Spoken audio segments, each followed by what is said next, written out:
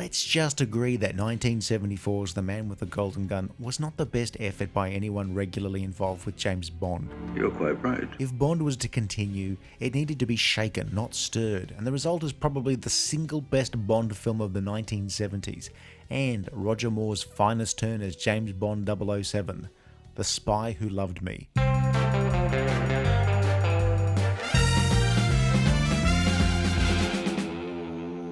After Man with the Golden Gun was released to a mixed response, Bond took a few years off, partly due to various legal issues. By 1977, Albert R. Cubby Broccoli was now in sole charge of the series and decided that the next Bond had to be a bit bigger than the last few films. By now, most of Fleming's novels had already been turned into films, and The Spy Who Loved Me was a book where only the title was available to be used for a film adaptation. I mean, since this happens in 90% of movies adapted from other media, you'd think, what's the big deal? I mean, that was Game of Thrones, wasn't it? The Spy Who Loved Me novel was about a woman in a hotel being harassed by some thugs, when Bond swoops in and rescues her. It's about as epic as a cheese sandwich without the cheese, or worse, a cheese sandwich with American cheese. And Fleming was embarrassed by it, the book, not American cheese. So Broccoli and co would have to give up their dreams of building a dank motel set and instead console themselves with creating nuclear submarines, giant supertankers, swimming cars, and floating cities. Hang on, that sounds much better. Someone is stealing nuclear submarines. First a British one, and then a Soviet sub. The local constabulary were convinced it was kids joyriding. The insurance company think it's a scam, but the British Secret Service is sure the subs are being tracked before being hijacked. Bond is sent to investigate, while the Soviets send their top agent, XXX. No, not that one, this one. Major Anya Amasova. See what they did there? Mercy me, a woman? I should very much like to meet whoever was responsible for his death.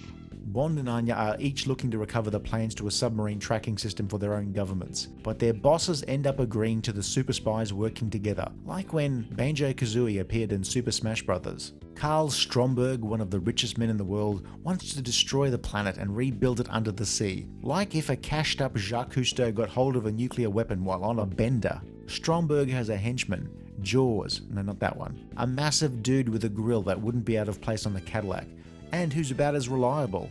Bond and Anya track down the missing submarines, swallowed whole by Stromberg's massive supertanker. It appears, as well as being rich, he's also nuttier than a Snickers factory. He wants to start World War III so he can live in an undersea city, a combined fallout and tax shelter. There's also the tiny detail of Bond having recently killed Anya's boyfriend in the pre-credit sequence.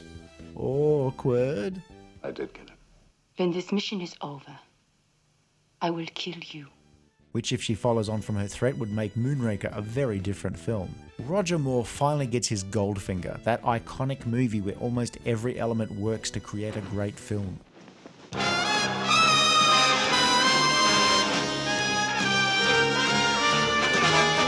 The Spy Who Loved Me was directed by Lewis Gilbert, who had previously directed You Only Live Twice, a film where terrorists stole 3 space vehicles in order to start a war between East and West. And here, terrorists steal 3 submarines in order to...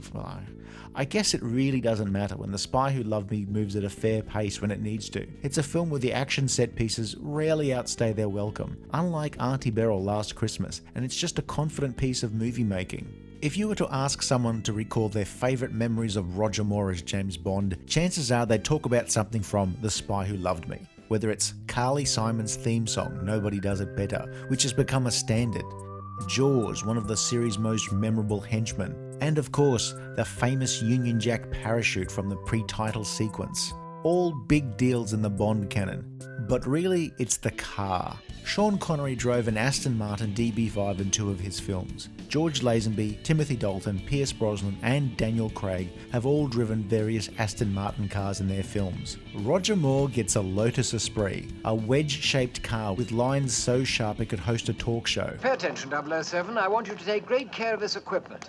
There are 1 or 2 rather special accessories. Q, have I ever let you down? Frequently. Of course, as Bond's car, it can drop mines and fire missiles. Oh, did we mention it could turn into a submarine?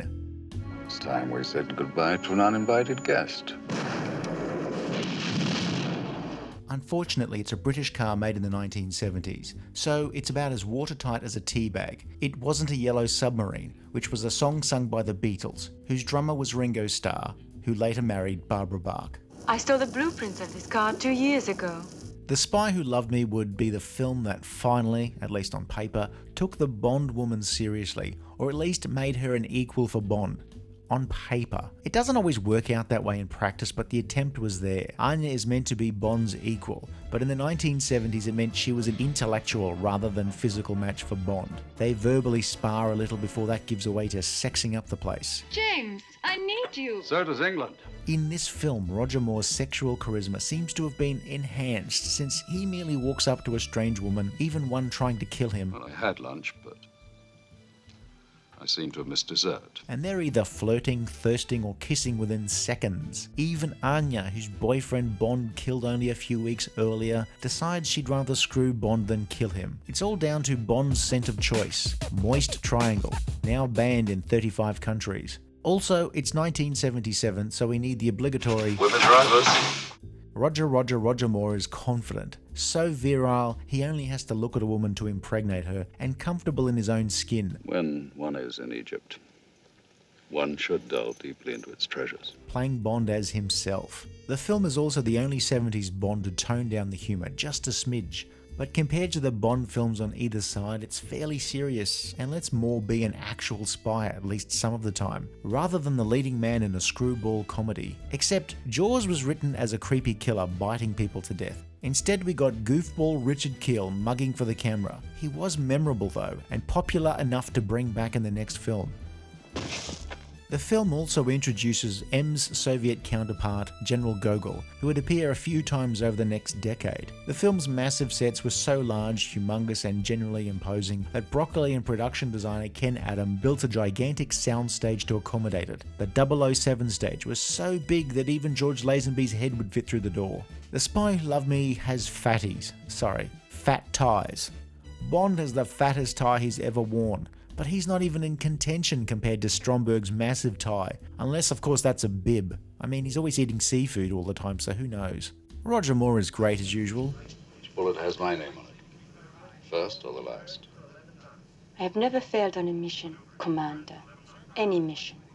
Barbara Bach is, she's adequate in the role, but this is a decade where few of the Bond women, Jane Seymour aside, distinguish themselves either in the films or beyond them. Richard Kiel is physically imposing, and you'd think the role doesn't really need acting chops to work, but it needed more than what we get here. If you enjoyed Jaws, well, there's more of him in Moonraker. Kurt Jürgens is appropriately creepy as the nutty nutbag Stromberg. Anything can happen in the next half hour. A British agent in love with a Russian agent. Détente indeed. He dresses like a 19th century farmer and has a giant harpoon gun built into his dining table, which must be a bit of a conversation killer. James Bond films usually avoided having Cold War adversaries being the main threat, just in case somehow peace was made and it all looked old hat. So after Spectre became dormant after legal issues, Bond villains all became super rich, as Stromberg was. It might have quickly become a cliche, but no one seemed to mind then or now. Everything you see belongs to Mr. Drax. Max Zorin, impossible. He's a leading French industrialist. Whitaker, the arms dealer. How much do you know about Elliot Carver, 007? Worldwide media baron. Carl Stromberg? But he's one of the richest men in the world. One of the principal capitalist exploiters of the West, sir. The Spy Who Loved Me starts off a new tradition of sorts, having Bond show up at British Secret Service local branch in whatever country he's in. Before, British intelligence may have had a few operators in a country, or occasionally M and Moneypenny might have dropped in, but now they have a full service branch with M, Moneypenny and Q all in attendance. Not only that, but Q branch seems to have a full service R&D department on hand. It seems cool but wasteful, like buying caviar for a kid's birthday party. Royal Beluga. Spy Who Loved Me is just great. It's that one Roger Moore movie where everything just seems to work and gel, and it's considered his defining movie for a reason. The Spy Who Loved Me was a massive success. For the gentleman, vodka martini, shaken, not stirred. The sort the series hadn't seen since the mid-60s, and proved that James Bond was not only relevant, but could be massively popular, provided you made a good movie. James Bond would return in 2 years, in a film that would prove that you could make a terrible movie and still make a shit ton of money. By now, Roger Moore was James Bond, and he wasn't going anywhere anytime soon. Subscribe, like and subscribe. Leave a comment below or check out some of our other videos.